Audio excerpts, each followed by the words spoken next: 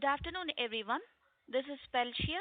A very warm welcome to all of you for this Nucleus Software Earnings Conference call for the quarter and half year ended on September 30th, 2024. For discussion, we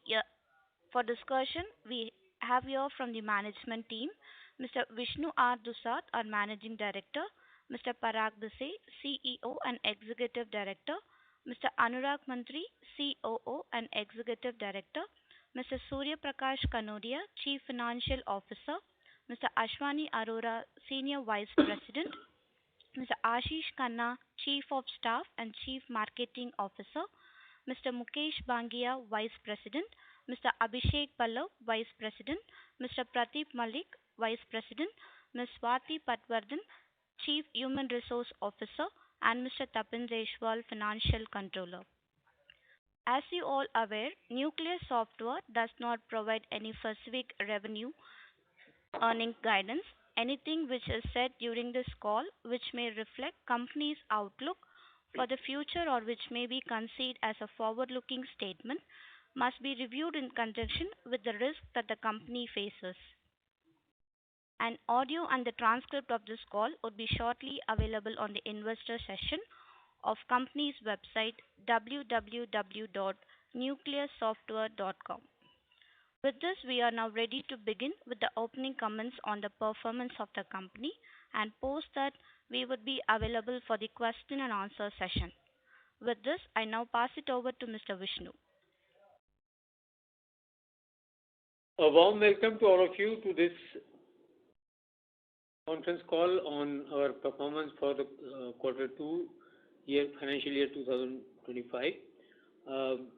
We are very happy to let you know that the quarter has been a reasonable quarter, and we are looking forward to more exciting news in coming quarters. With those words, I would hand it over to Parag.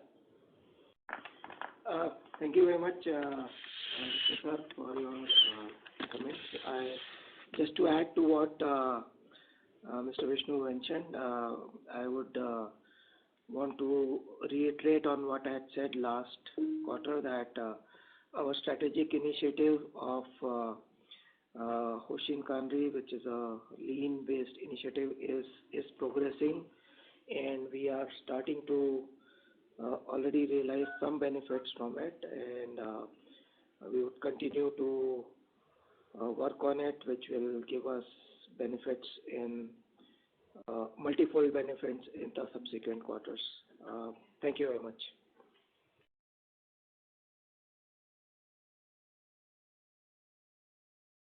Request Tapan sir to present the financial number, please. Thanks, Swati. Am I audible, Swati? Yes, quite good. Okay.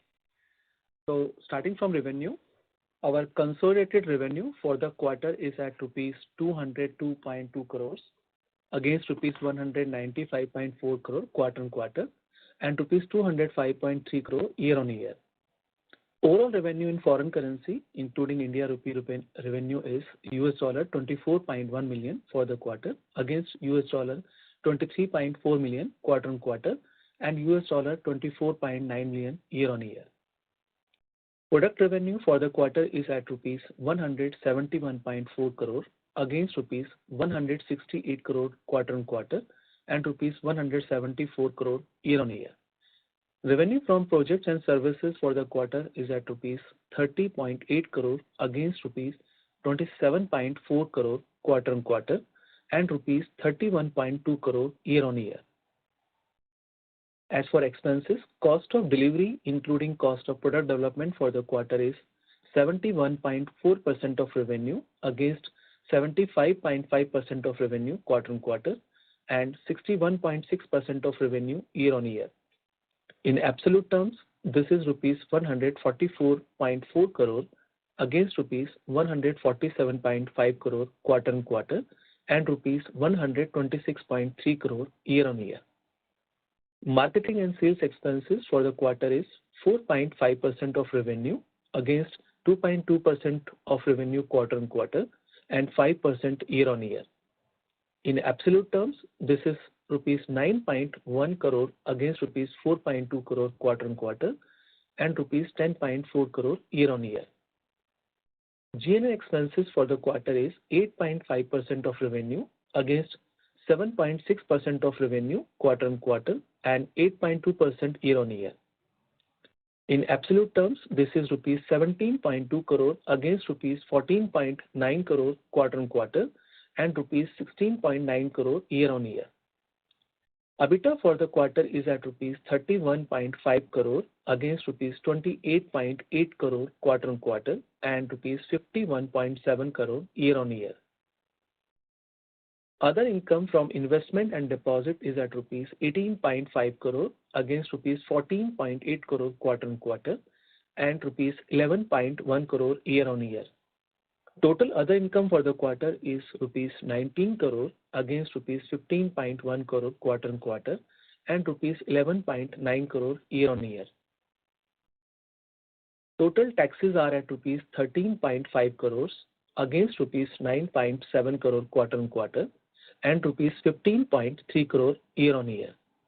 Net profit is at rupees 33.1 crore for the quarter against rupees 30.2 crore quarter-on-quarter and rupees 44.6 crore year-on-year. Other comprehensive income is at rupees negative 2.7 crore for the quarter against 1 crore quarter-on-quarter and rupees 3.4 crore year-on-year. Total comprehensive income, which includes net profit and other comprehensive income, is at rupees 30.4 crore for the quarter against 31.2 crore quarter-on-quarter and rupees 48 crore year-on-year.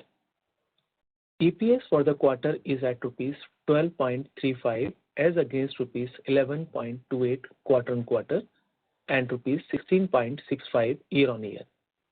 In terms of foreign currency hedges, on 30th September 2024, we had $3.75 million of forward contracts at an average rate of 84.29.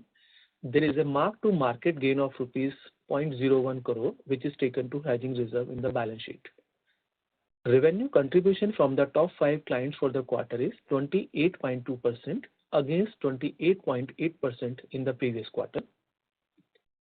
The order book position is rupees 720.5 crore, including rupees 672 crores of product business and rupees 48.4 crore of project and services business.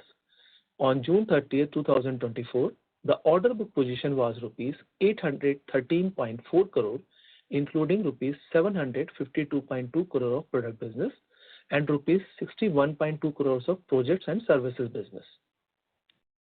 Total cash and cash equivalents as on 30 September 2024 are rupees 895.1 crore against rupees 920.8 crore as on 30 June 2024.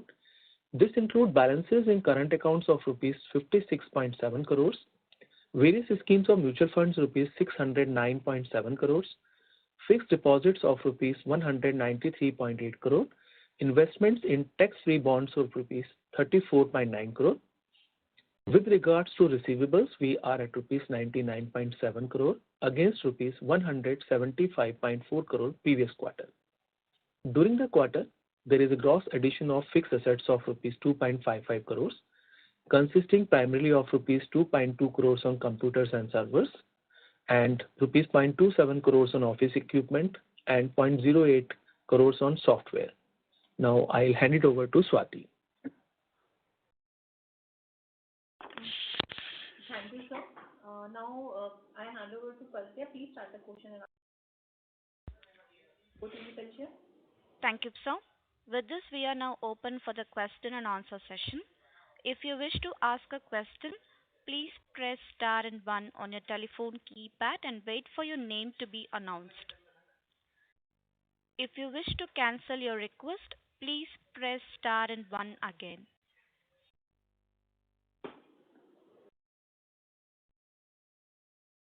If you wish to ask a question, please press star and 1 on your telephone keypad.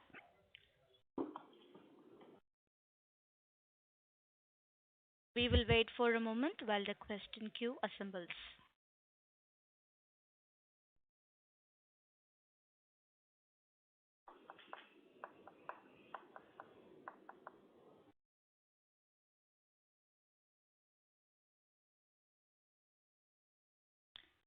I repeat, if you wish to ask a question, please press star and one on your telephone and wait for your name to be announced.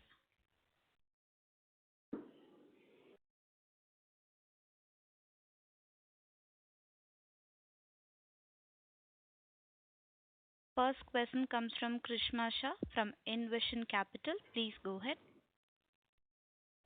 Good afternoon to the management team. I'm keen to know what was the strategic initiative that we embarked on, as we mentioned in the opening comment. And given that the order book Q1Q has not seen a significant increase, if you could throw some color on the deal pipeline and how the order book would, pan out going ahead. Yeah. Hello. Thank you for your question. This is Parag here. I will talk about the strategic initiative. I had probably talked about it in the last quarter as well. This is an initiative called Hoshin Kanri, which is which is kind of talks about the strategy that we have identified a few areas of improvements. Now, Hoshin Kanri is based on lean principles.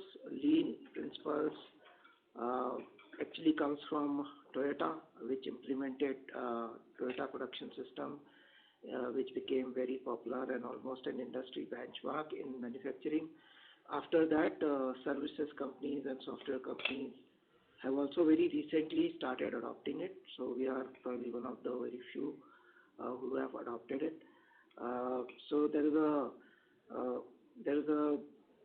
there are initiatives which we have identified. Essentially, it talks about streamlining those initiatives, identifying waste in those initiatives, making operational efficiencies. So we have identified a few initiatives which relate to improving customer experience, which relate to improving agilities. There are some internal HR initiatives. Those are which we are working on. There are senior level leaders who are leading these initiatives. There are teams associated with these initiatives. We are being guided by an organization known as LEI, Lean Enterprise Institute, based in US. Their vision is to propagate lean philosophy in various industries. So that is with the vision they progress. So their senior consultants are guiding us on a regular basis. So this is a very broad level. If there are any follow-up questions, I'd be happy to answer. Yeah. So what will it entail in terms of margin or better response time to consumers? I mean, what is the final outcome of this all initiative? Okay, so ultimately, yes. So these initiatives are not short-term initiatives. These are targeted at making fundamental changes in the way the organization functions. So of course, the impacts of the positive impacts of these initiatives are long-term. But ultimately, yes, ultimately these will, in due course, we expect them to result in profitability, increased margin, better orders. Because as I mentioned, specifically, a couple of them are targeted at improving customer experiences, and our business depends a lot on referenceability. So when we improve those experiences, take the experience at a different level, we also expect this to contribute on business growth. So can't say in percentage terms, but it's a long-term impact that we are expecting. Okay. And what is the reason for softness in sales this quarter, and how do you think it will pan out, given that even the order book growth has also slowed down? Yeah, so you talked about pipeline. The pipeline continues to be strong. Yes, we did face, we are facing some, I think, temporary delays in closing orders. We are having pipeline which is in an advanced stage. Can't say if there any specific reason, but they're just It's just that they are taking time to convert, but the pipeline continues to be strong. I'll just add here, this is Vishnu. The cycle time for orders has almost increased by 50% or in some cases 100% and 50% also. Something that would be that a typical organization would take a decision in 1 year, now it is taking 2 years, more than that. Okay. So is it that there is more competition which is there in the market? There are more alternatives because our offering is core to operate for any bank to operate, as in, given how banks are adopting to digitization and improving customer experience, why should we take double the time to get an order conversion? Talking about competition, clearly there are more competitors, and that could be another reason why our customers are getting confused.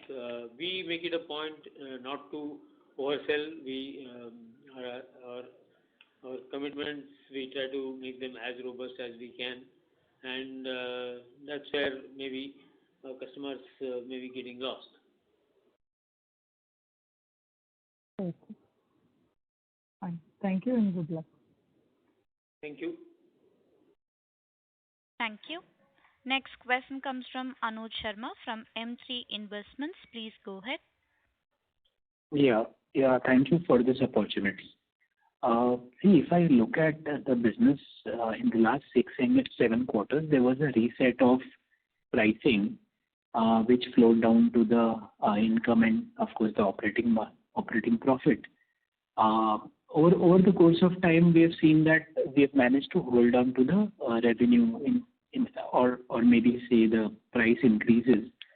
But the operating margins have sort of come down to our long time average. If I were to just normalize all of the scenario, can we say that we are now at a quarter which is more sustainable and replicable going forward? That's question number 1. And second, in terms of, again, resets, both domestic and international customers, that exercise is broadly done? Yeah. Hi, Anuj. This is Surya here. Thanks for the question. So let me take the first one related to margins. So you're right. I mean, in the last, I would say, for the last couple of years, we have been doing a lot of reset of our pricing, which went into our revenue and jumped into our margins as well. At the beginning of the year, we kind of took a conscious decision to invest in our people and invest in our technology, because these are like our biggest assets to be prepared for the next round of growth for the organization. And because of that, you would see that the margins have dropped by almost like 10%. But having said that, we would not believe these are the sustainable margins. We would want to go back to what it was last year. And what Parag spoke about Hoshin Kanri, that is actually one of the steps in that direction, where we would be looking to kind of take care of or remove all the internal, I would say, excess expenses, optimize the costs. So that is also one of the objective of that. So as a combination of these two and selling more of our IPs, we believe that we should be back to our margins that we have done in the last year. All right. And on the second part of, yeah. On the domestic and international, obviously, if you see, it's compared to last year, our percentage of revenue from domestic has increased to 58% from 55%. But what I would say that when we look at our pipeline, existing pipeline, the good news about our pipeline, that it is spread all across. So it is not like kind of concentrated only in domestic or concentrated only in one particular region in the international as well. So that is something which is giving us a confidence that our growth, which is going to happen, should happen all across, given that we are having presence and engagements and discussions all around the globe. Yeah. Okay. And the second point on the reset, is that reset broadly over, including the surpluses overflow, and is today's revenue a fair indication of all resets into the revenue? So let me put it this way: most of what we were set to do has happened. It is not like completely happened, but yeah, what you see now is more or less taking into account all the research that would have happened. All right. All right. See, also, one commendable thing is this reset was long overdue. Another of our illustrious past has been a very strong international presence. I'm talking of a couple of years ago. What are we doing to get back, and which geographies?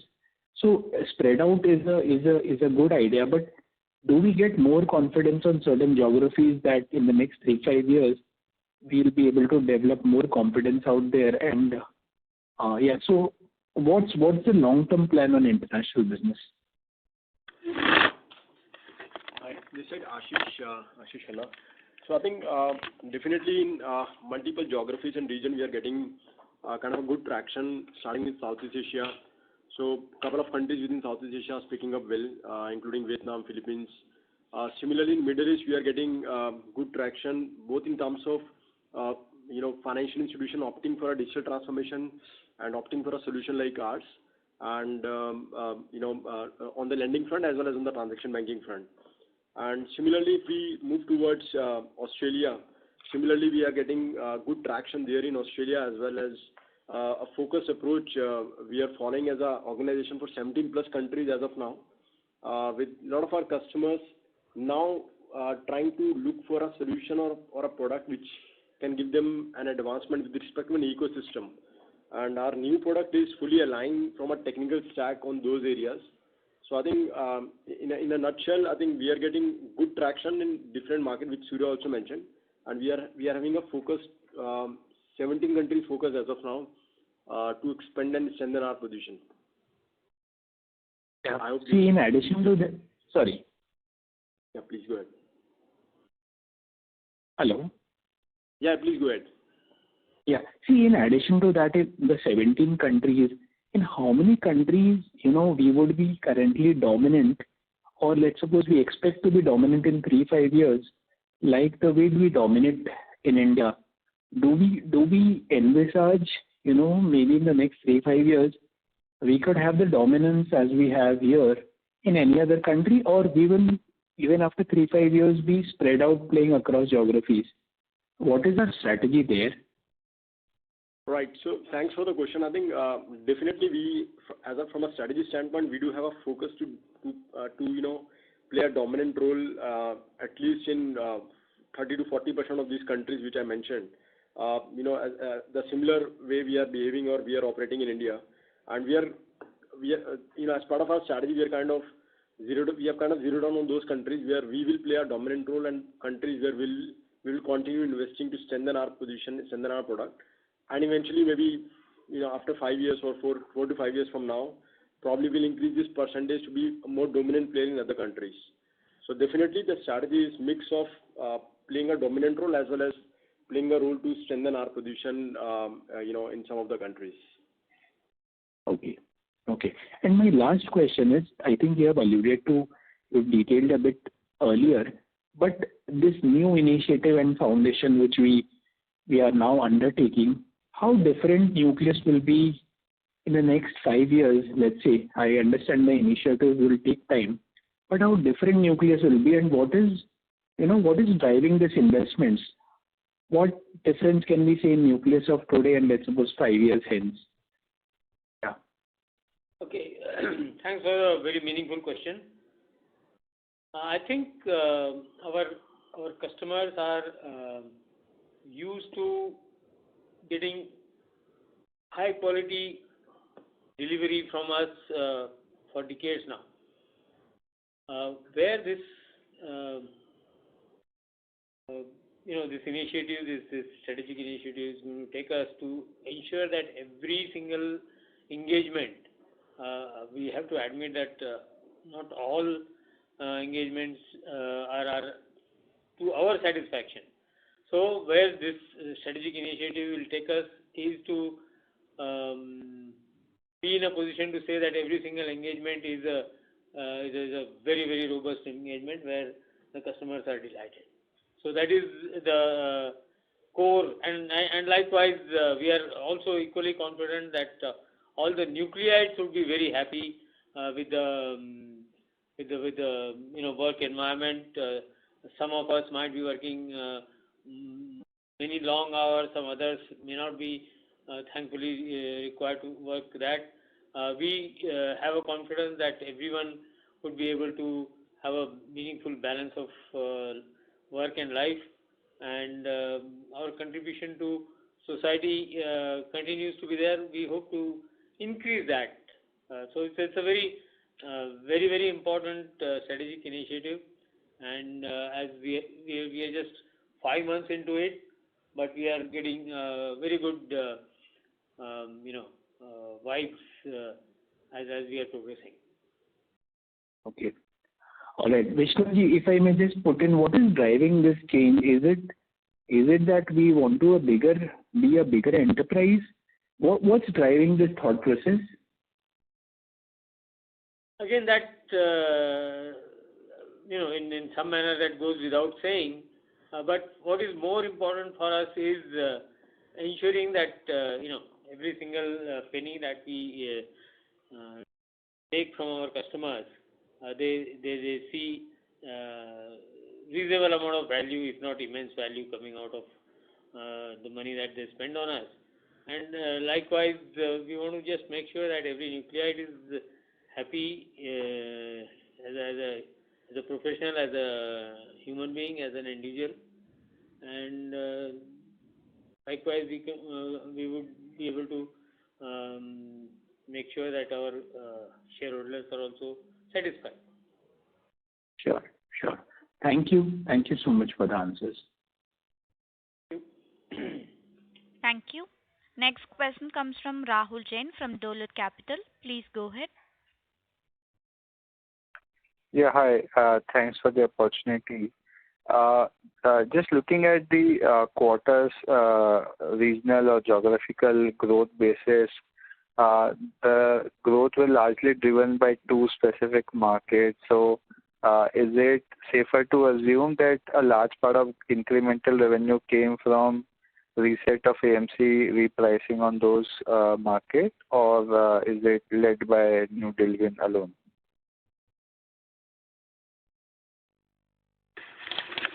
So Rahul, just to be more clearer, so when you say growth of revenue, you mean growth quarter on quarter? Yes, incremental on a QOQ basis. QOQ basis, yeah. So see, so a part of the growth was definitely contributed by the repricing exercise because there are certain customers which are still left to be updated. So repricing has happened for those customers, and a part of the growth has been contributed from them, and the other part has been contributed by the regular growth in business, by bringing in more of particularly time and material revenue. So these are the two major factors which contributed to our revenue increment. Right. And secondly, is there a way to quantify or give a color in terms of how much of our new wins or overall revenue signing is coming on the subscription model versus on-premise upfront signing model? So incrementally, see, what we are doing right now is like more in the zone of neo selling. That is something where the upfront revenue recognition would not be that great. But yeah, I would say still there would be a substantial part which will come from that. So would you attribute that on a like-for-like you are getting a little bit of disadvantage of more and more signing coming from a subscription model, so the revenue recognition is a slight disadvantage which is also impacting profitability? I would not say disadvantage. It is just like the recognition of revenue gets spread over a larger period, but still the total revenue remains the same. So I would not put it... Yeah. I mean, in a particular financial year, still mathematically that would be a disadvantage, right? I'm not talking about the lifetime potential. But see, how it will happen, it's like over a period of time, then you will start kind of getting revenue from pieces which you have sold earlier as well, which we are not getting earlier. So that is the reason I've said that if you look over a larger period of time, it will compensate each other. That is how I would want to say it. Yeah, I understand the merit of that model. What I'm trying to understand, is it meaningful enough to impact some bit of profitability, or it's purely function of lesser revenue growth which is impacting the profitability versus last year? Yeah, it is the second one that you said. Okay. And one more thing on the cost side of it, of course, you alluded that there is an intent to take care of it. But what is an ideal band of profitability you would like to operate at? Because we have seen a very bit volatility in this thing, and we've been consistently investing both in G&A and S&M, and of course on the headcount side wherever required. So is there a way where we would be more comfortable in a broader band, which we may kind of be moving into as a safer zone for us to model from a future perspective? And also, see, obviously I will not be able to give you any range or number, because then it will tantamount to forward guidance that we don't do. But having said that, as an organization, our endeavor is to see that we come back to the margins that we were able to deliver last quarter. And for doing that, we are banking on, last year. So for doing that, we are banking on obviously new sales that should happen given the pipeline that we have, and the cost optimization that should eventually come through after doing everything that we are initiating to do as part of Coaching Foundry, as Parag was mentioning. So you're saying, let's assume we did 25% EBIT margin in last year. It is potentially achievable in near future. That is what we are striving to do. If we just look at the kind of a growth that we saw in FY24, a bulk of that incremental revenue came from a one-time incremental revenue that came in from AMC repricing, which didn't come up with any new cost base. And that's why that profitability was way sharper. Now, from a purely cost perspective, if you look at our annual run rate from FY24 to FY25, that has already moved meaningfully. So you still think, despite that, aspiring for 25% plus margin is not a big ask? Yeah, because we are banking on the new sales, as I said. Because once we do the new sales, we don't see, because we being a product company, IT company, we don't see that the proportionate increase in cost would be as much as the new sales comes in, and that is something which should help to bump up the revenue as well as margins. Right. And this decision-making concern that we've been observing for quite some time. So would you attribute a little bit of, whatever bold attempt that we took in terms of repricing of the AMC, this is also kind of becoming a hindrance for a lot of people on their decision-making path, because anybody who would be signing now would be trying to understand the long-term pricing for the product before committing it to the new signing.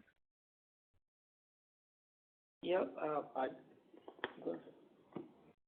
think, thanks Rahul for the question, but I think this is a trend we are observing across industry and not just very specific to Nucleus. The sales cycle today has been a little longer in the entire industry itself, and this is the trend we and our peers companies are also experiencing. On the perspective which you bring in, that with the change in pricing, is there a change in thought process in the market? I think by good grace, I think that's not the case. The reason being because the pricing structure which we have done is very happily accepted by our customers, and they understand the kind of a cost we are incurring to support them from last so many decades. So I think that was never raised as a concern from any of the existing customers, and that acceptance was very smooth in terms of our conversation with the customers. So that's not the case. I think the case is primarily more on the decision making in terms of digital transformations, what kind of initiative financial institutions want to take, and finalizing on the scope. I think those and internal procurement decisions are taking some time, and this is something which most of the organizations are facing today, not just Nucleus. Right. And last bit from my side, do you see any near-term respite on this elongated decision-making cycle kind of a thought process, or it is difficult to gauge at your end? And secondly, the amount of regulatory involvement that we observe nowadays in the banking and BFS space. You think will it drive a new set of growth in tech investment, or you think it's not a meaningful trigger for us? No, sure. I think you are both parts to your question. One, we can draw a conjecture that because of the regulatory needs changing so far, customers have also become more careful. They want to even evaluate that part, so that only adds to the time that it takes for decision making. Secondly, yes, the regulatory changes coming in so fast is also contributing to business growth, and there we definitely see us at an advantage, because the flexibility of the product is there, the knowledge that we have of the industry, for us to deliver those changes either to existing customers or to build it into our new releases is much easier for us. That's definitely an advantage. So yes, it is definitely going to contribute to an extent to the business growth, because they're coming in pretty frequent, and a lot of them. Thanks for the color. I'll jump back into the queue. Thank you. Thank you. Next question comes from Vinay Nadkarni from Athway Investments Private Limited. Please go ahead. Yeah, thank you. Just wanted a couple of bookkeeping questions. One is, how many new clients have we added in this quarter and this half year?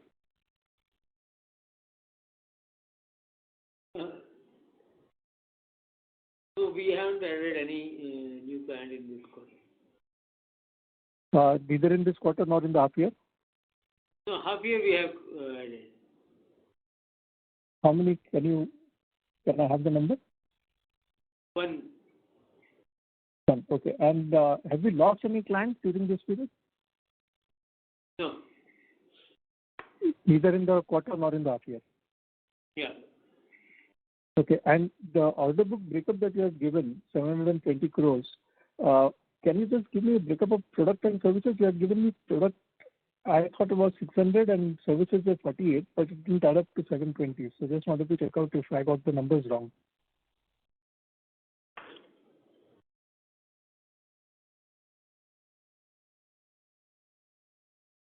Yeah? Yes, correct. Yeah, can you repeat the question, please? Yeah, the order book as on 30th of September, can you just repeat those numbers? I thought you said 720 crores. Am I right? Yeah. Suresh, should I repeat that? Yeah, please. Yeah. Okay. So this 720.5 crore, it was including 672 crores of product business and 48.4 crore of project and services business. Fine. Thanks a lot. Second part was on, are you facing any significant headwinds in your growth, which, because for the last, I mean, it's not only you, other companies also are finding the same again. The last 7-8 quarters have been very stagnant in terms of plus minus 200 crores. Is there anything significant which is holding you from growing and breaking this 200 crore barrier? Yeah, essentially we talked about it earlier also that some of the most of the players, in fact, not some of the, most of the players are taking much longer time to take the decisions, and that is essentially the biggest barrier. They are being very cautious. They are being very careful in taking the decisions. But it would spill from one year to the other, one quarter to the other quarter, right? Or is it just going cyclically? No. That's what we wanted to say, that if earlier some people would take decisions in 2 quarters, 3 quarters, today they are taking 6 quarters, 8 quarters to take the same decision. Okay. And is there any new product that you are looking at launching? Because when I look at your cash and cash equivalent, it has been above your 1 year sales number for a long time now. So is there anything that you are planning to add into your product basket in order to service a larger variety of customers or a larger requirement of a single customer? Certainly, our engineering teams are working on, have been working on, and are continue to work on the latest technologies, including AI. And as and when they are in a shape to be shipped to our customers, we'll be making the announcements. Okay. And lastly, on operating expenses, from last year, same quarter to this year, same quarter, it has grown by almost 10 percentage points, 61.6 to 71.4. This is basically caused by employee, because that would be a major chunk, right?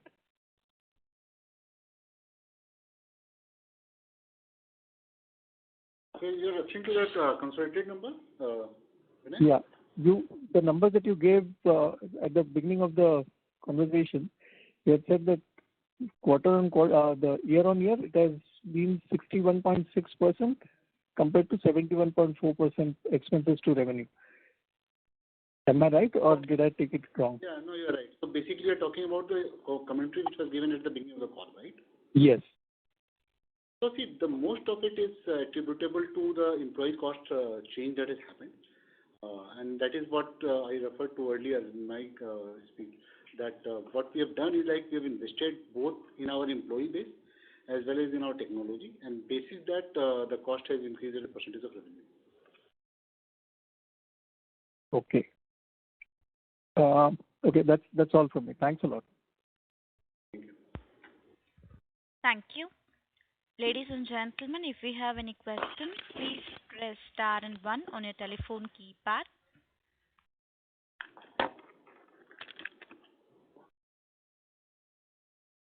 If you wish to ask a question, please press star and 1 on your telephone keypad and wait for your name to be announced.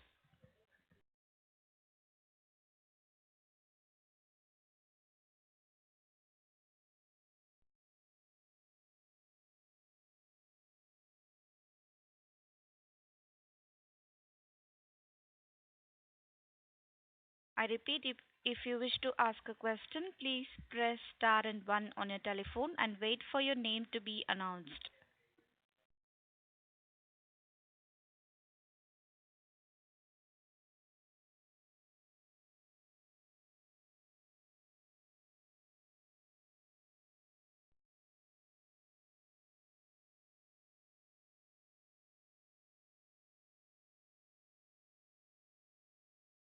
I repeat, if you wish to ask a question, please press star and 1 on your telephone and wait for your name to be announced.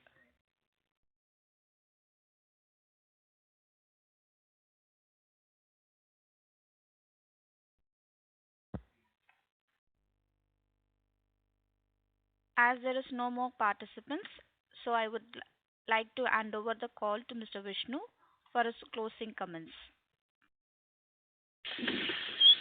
I'd like to take this opportunity to thank you all for your continued interest in Nucleus Software, and we would like to reiterate our commitment to deliver value to all our customers, nucleites, and the society at large. Thank you. That concludes our conference for today. Thank you for participating. You may all disconnect now.